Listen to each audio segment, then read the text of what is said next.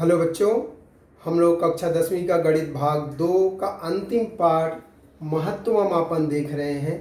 इससे संबंधित मुख्य रूप से फार्मूले पर आधारित ये पाठ है, इसलिए इससे संबंधित 5 त्रिआयामी आकृतियों से संबंधित फार्मूला मैं ऑलरेडी आपको एक्सप्लेन कर चुका हूँ पिछले 2 वीडियो में। यहाँ एक त्रिआयामी आकृति और बच रहा है, अर्धगोला। इसका फार्मूला हम लोग देखते हैं कि अर्धगोला होता क्या है। सबसे पहली बात है अर्धगोला होता क्या है। आप सबको पता है ये गोला है, गेंद का आकार को हम गोला बोलते हैं। अर्धगोला मतलब इसी को बीच में से अगर काट दिया जाए, जैसे तरबूज होता है, एप्पल होता है, बीच में से काट दो। जैसे यहाँ पर अगर इसी को मैं इस तरह से अगर काट दिया तो आपको ये 2 आकृतियाँ मिल गई। ये इस तरह से 2 आकृतियाँ मिल गई। ये जो 2 आकृतियां हैं इनको हम बोलते हैं अर्धगोला। तो चाहे ऐसे इसको देखो चाहे ऐसे आप देखो, तो ये अर्धगोला है। इस अर्धगोले पर हमको विचार करना है कि ये अर्धगोला के अगर इसके बारे में आप सोचोगे तो इसमें कुल 2 पृष्ठभाग होते हैं। एक तो ये नीचे का सतह और एक ये ऊपर का वक्राकार सतह। नीचे का जो सतह है ये वृत्ताकार है, मतलब इसका आधार वृत्ताकार होता है और ये ऊपरी भाग जो है वक्र होता है। अगर आकृति बनाना हो तो इस तरह से हम आकृति बनाते हैं। एक इस तरह से एक अर्धगोला जैसा आकृति, इसका आधार की ये त्रिज्या हो जाएगी। और ये ध्यान रखना है कि ये जो ऊंचाई है वो भी r ही होता है, क्योंकि ये इसका केंद्र होगा। केंद्र से ये हर सतह की दूरी समान होगा, जिसको हम r बोलते हैं। तो इसमें आपको फार्मूला इस तरह से बनेगा कि आधार की त्रिज्या, आधार का क्षेत्रफल, आधार वृत्ताकार है तो अगेन आपको रटना नहीं है कि आधार, ध्यान में केवल ले लेना है कि इस अर्धगोले की बात हो रही तो उसका आधार कैसा होता है। उसका आधार वृत्ताकार होता है, तो वृत्त का क्षेत्रफल क्या होता है, पाई r का वर्ग। दूसरा, यहाँ देखो गोले में केवल एक ही सतह था, लेकिन यहाँ पे 2 सतह है, तो दोनों के लिए अलग अलग फार्मूले भी तैयार हो जाएंगे। कि जो ऊर्ध्वाधर सतह है जिसको हम वक्र सतह बोलते हैं, कि वक्र पृष्ठफल। एक चीज और ध्यान रखना, मैं यहाँ केवल लिख रहा हूँ वक्र पृष्ठफल, लेकिन जब सवाल होगा तो वहां आपको लिखना होगा अर्धगोले का वक्र पृष्ठफल। अब चूंकि यहाँ मैं अर्धगोले की ही बात कर रहा हूँ तो सिर्फ मैं वक्र पृष्ठफल लिख रहा हूँ, और वो भी आपको रटना नहीं, आपको ध्यान रखना पूरे गोले का वक्र पृष्ठफल क्या होता है, 4 पाई r स्क्वायर। तो आधे गोले का क्या हो जाएगा, 2 पाई r स्क्वायर। इसके बाद तीसरा इसमें एक नया चीज आ जाएगा, संपूर्ण पृष्ठफल। संपूर्ण पृष्ठफल मतलब कुल मिलाकर, मतलब ये सतह प्लस ये सतह। तो ये सतह तो हमको पता है पाई r स्क्वायर, और ये सतह भी हमको पता है 2 पाई r स्क्वायर। तो कितना हो जाता है टोटल, 3 पाई r का वर्ग। तो आप देखोगे तो एक क्रम हो जाता है। इसके आधार का क्षेत्रफल पाई r स्क्वायर, वक्र पृष्ठफल 2 पाई r स्क्वायर, संपूर्ण पृष्ठफल 3 पाई r स्क्वायर, और गोले का पृष्ठफल 4 पाई r स्क्वायर। तो बड़ा कंफ्यूजन होगा अगर चीज़ों को आप समझोगे नहीं तो। और लास्ट है इस अर्धगोले का घनफल। अगेन इसको रटना नहीं है, आपको रियलाइज करना है कि गोले के अंदर जगह कितना होता है, 4 पाई r का घन, 4/3 पाई r का घन। लेकिन ये तो क्या है, अर्धगोला है, तो अर्धगोला के अंदर जगह कितना होगा, उसका आधा, मतलब 4/3 की बजाय 2/3 पाई r का घन। तो इस तरह से अगर आप समझोगे तो गलतियों से बचोगे, और केवल रटोगे तो हमेशा गलतियां होगा और याद करना बड़ा मुश्किल होते जाएगा।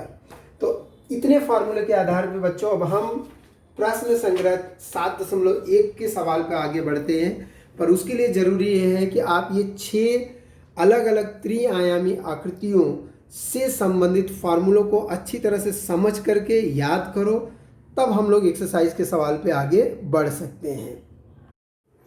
यहाँ पे प्रश्न संग्रह 7.1 का पहला प्रश्न अगर आप ध्यान दोगे, एक शंकु की बात किया गया है कि इस शंकु, सबसे महत्वपूर्ण चीज एक शंकु की बात हो रही है कि शंकु की त्रिज्या दिया है 1.5। तो हल करते समय सबसे पहले जरूरी है कि जो जानकारी दी है उनको सांकेतिक रूप में व्यक्त करें। कि r का मान दिया है 1.5 सेंटीमीटर, इकाई पे भी आपको ध्यान रखना है। और लंब ऊंचाई, देखो ये तीन चीज़ें हैं, दो चीज़ें हैं, एक त्रिज्या दिया है, दूसरा लंब ऊंचाई दिया है। लंब ऊंचाई को शंकु के लिए संकेत एच देते हैं जो कि 5 सेंटीमीटर है। हमें इस शंकु का घनफल ज्ञात करना है। तो घनफल ज्ञात करना है तो आपको फार्मूला ध्यान में आना चाहिए कि शंकु का घनफल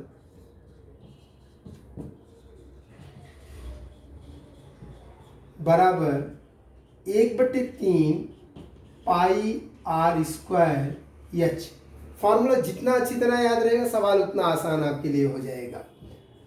1/3 देखो पाई का मान, पाई के लिए एक नियम है, अगर मान नहीं दिया है तो आपको 22/7 लिखना है, और अगर मान दिया है तो जो दिया है वो लिखना है। मतलब दिया का मतलब आपको 3.14 दिया रहेगा, लेकिन नहीं दिया है तो पाई का मान हम 22/7 लिखते हैं। हाँ, आप चाहो तो 3.14 भी लिख सकते हो, कुछ गलत नहीं है।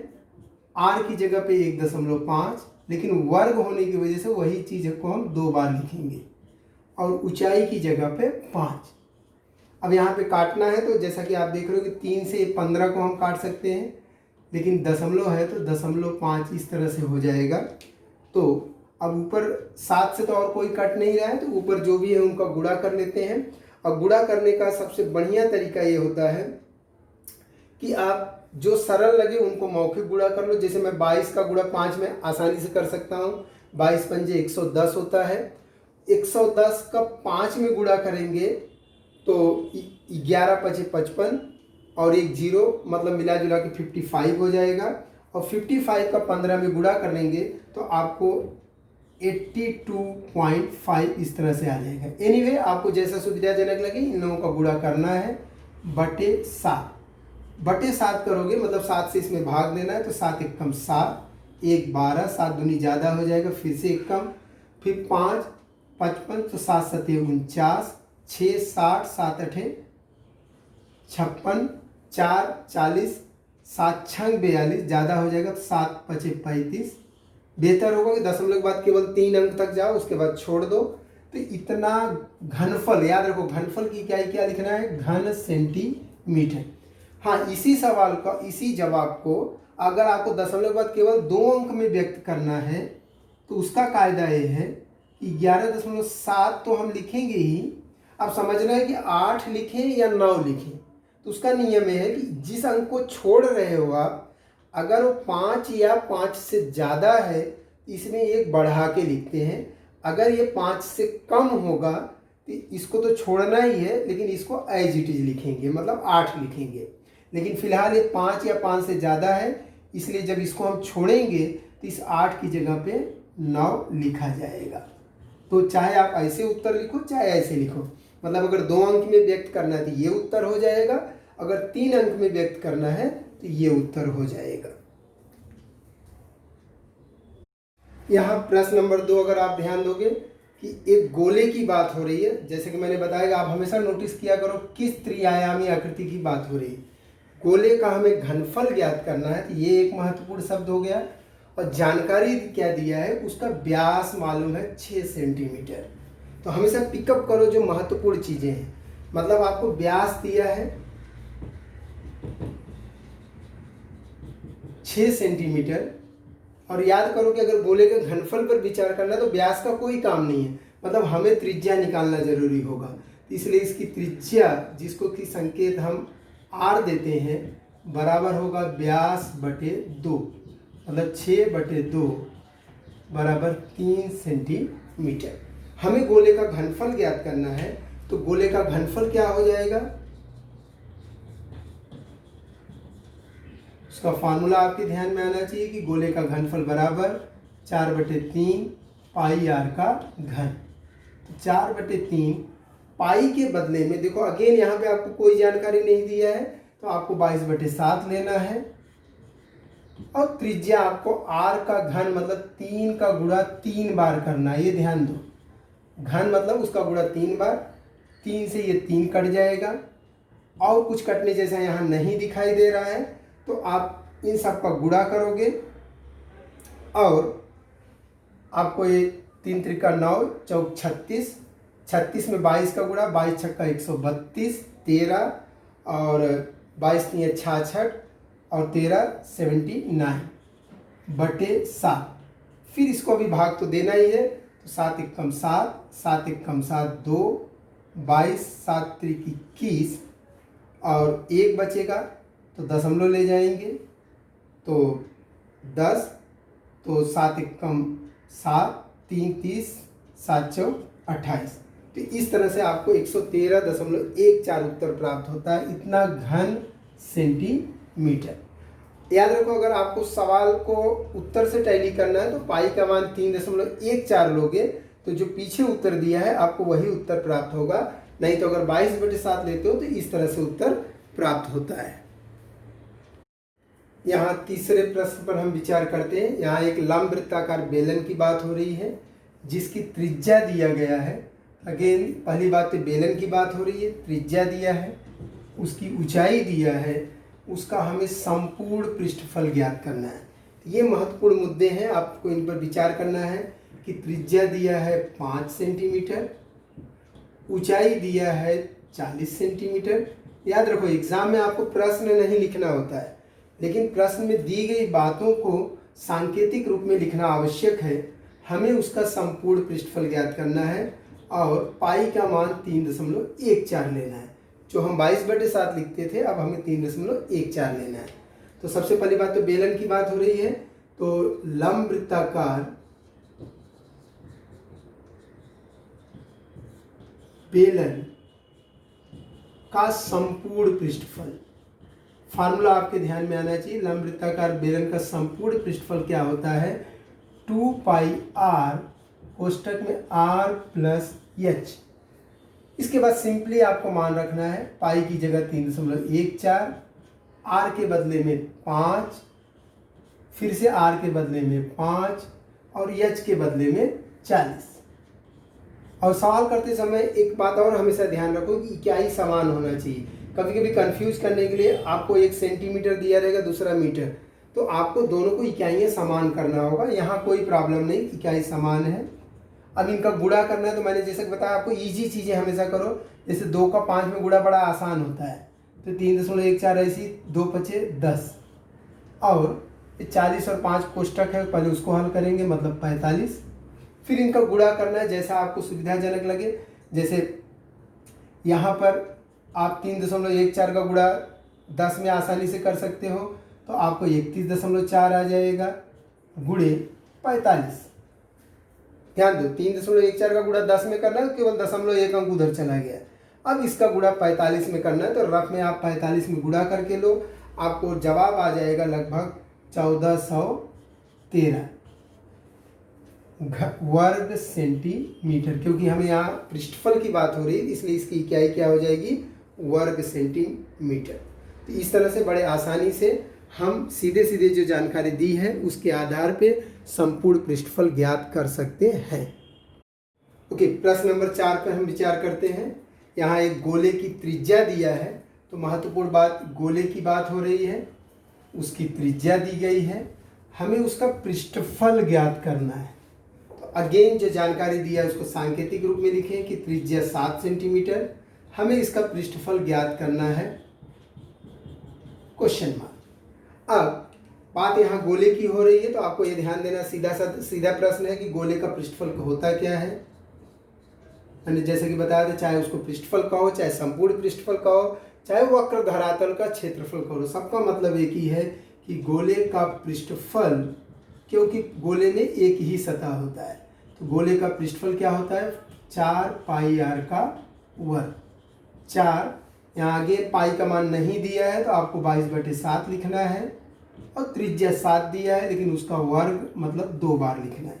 तो एक साथ से कट जाएगा, और यहाँ पे जैसे 7 का गुणा 4 में किए, 7 चौक 28, 28 का 22 में गुणा, 22 8 176, हासिल लगा 17, 22 एकम 22 और 17 आप जोड़ेंगे तो आपको यहाँ पर मिल जाएगा 61, मतलब 616। याद रखो 22 का पहाड़ा बड़ा इंपॉर्टेंट है इस पाठ के सवाल करने के लिए।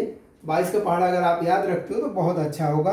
तो इस तरह से इतना वर्ग सेंटीमीटर, याद रखो पृष्ठफल या क्षेत्रफल की क्या होगा, वर्ग सेंटीमीटर। तो ये एक बहुत ही सादा प्रश्न है और इनफैक्ट मार्च 2020 में 1 नंबर के लिए प्रश्न पूछा भी गया था कि गोले की त्रिज्या दिया है, पृष्ठफल ज्ञात करो, और सीधा सीधा आसानी से आप कर सकते हो।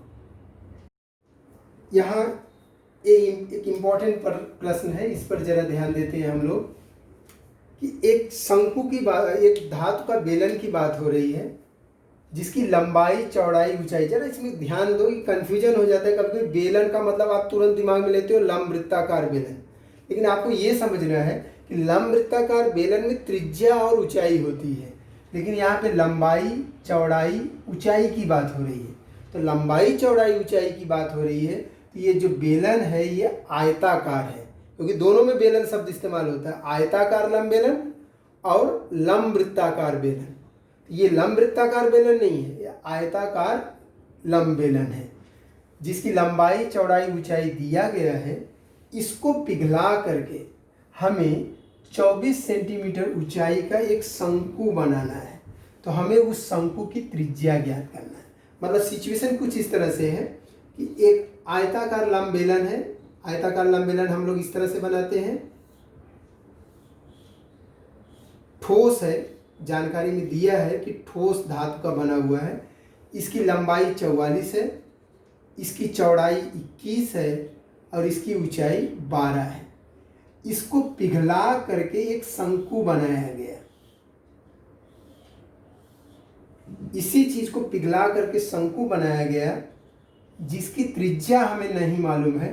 हाँ, ऊंचाई हमें पता है कितना है, 24। इसकी ऊंचाई 24 है, हमें इसकी त्रिज्या ज्ञात करना है। तो महत्वपूर्ण बात इसमें आपको यह समझना है, इसी चीज से ये बना है, मतलब जितना ये है उतना ये भी है। अब जितना का मतलब क्या, एक सिंपल लॉजिक से जितना इसका द्रव्यमान है उतना ही इसका भी द्रव्यमान, पर यहाँ द्रव्यमान का कोई काम से संबंधित हमें कुछ जानकारी नहीं है। हाँ, एक दूसरा लॉजिक है कि जितना इसका घनफल है उतना ही इसका भी घनफल होगा। ये सबसे महत्वपूर्ण चीज है। तो ये अगर आप समझ रहे हो तो इसके आधार पर सवाल कर सकते हो, लेकिन उसके पहले आपको एक कुछ संकेत मानना होगा कि माना बेलन के लिए अगर हम सोचे तो कि बेलन के लिए इसकी लंबाई जो कि 44 दिया है उसको यल मान लिए, चौड़ाई 21 दिया है और इसकी ऊंचाई मैं स्मॉल एच मान रहा हूं जो कि 12 दिया गया है। अब देखो, इसलिए संकेत मानना जरूरी है कि ऊंचाई यहाँ पे भी है, ऊंचाई यहाँ पे भी है, दोनों को हम स्मॉल एच नहीं दिखा सकते हैं। एक ही सवाल में दो अलग अलग चीज़ों के लिए सेम संकेत नहीं इस्तेमाल कर सकते हैं। तो इसके लिए थोड़ा अलग हमको लिखना होगा कि शंकु के लिए अगर कहा जाए कि शंकु के लिए हम इस तरह से सोचते हैं कि उसकी ऊंचाई को मैं कैपिटल एच मान रहा हूँ जो कि 24 दिया है, और उसकी त्रिज्या को आर मान रहा हूँ। आर को स्मॉल मानो कैपिटल मानो, उससे फर्क नहीं पड़ता है क्योंकि यहाँ पे आर जैसा कोई संकेत नहीं है। अब जो मुख्य मुद्दा है यहाँ पर वो ये है कि दोनों का घनफल समान है। मतलब क्या हुआ कि शंकु का घनफल बराबर होगा बेलन का घनफल। याद रखो, प्रश्न में ये जानकारी कहीं नहीं दिया है, ये आपको समझना होगा कि इसी बेलन को पिघला करके शंकु बनाया गया है। तो मतलब मटेरियल जो यहाँ है वही यहाँ पे भी गया है, मतलब जितना जगह यहाँ ले रहा है उतना ही जगह यहाँ भी लेगा। फर्क इतना है कि यहाँ ऊंचाई कम था लेकिन यहाँ ऊंचाई बढ़ गया है, तो यहाँ आधार ज़्यादा था, यहाँ आधार कम हो गया है। लेकिन मुद्दा यह है कि घनफल दोनों परिस्थितियों में समान होगा। अब केवल आपको फार्मूला इस्तेमाल करना है कि शंकु का घनफल 1/3 पाई आर स्क्वायर एच। याद रखो, एच कैपिटल लेटर में लिख रहा हूँ शंकु के लिए, और बेलन का घनफल आपको याद होगा लंबाई गुणे चौड़ाई गुणे ऊंचाई। तो यहाँ पर एच स्मॉल लिखा गया। इसके बाद केवल आपको मान रखना है 1/3, पाई का मान नहीं दिया है मतलब 22/7। आर आपको ज्ञात करना है, एच का मान 24 है और यहाँ पे यल का मान 44 गुणे 21 गुणे 12। इसके बाद आपको चाहो तो ये 3 से इसको काट सकते हो, 3 8 24, और जो नहीं कटता है हम बाकी सबको उस तरफ ले जाते हैं, जो ज्ञात करना है यहीं पे छोड़ देते हैं। कि आर इस तो ज्ञात करना है, ये 44 गुणे 21 गुणे 12। देखो 7 यहाँ बटे में है, यहाँ गुणे में चला जाएगा, और यहाँ ऊपर 22 और 8 बच रहा है तो वो नीचे चला आएगा। अब आपको सोचना है कि काटे कैसे। अलग अलग तरीका, अलग अलग लॉजिक आपका हो सकता है। जैसे मैं 44 और 22 को 11 दूनी 22, 11 चौक 44, 11 से दोनों को काट दिया।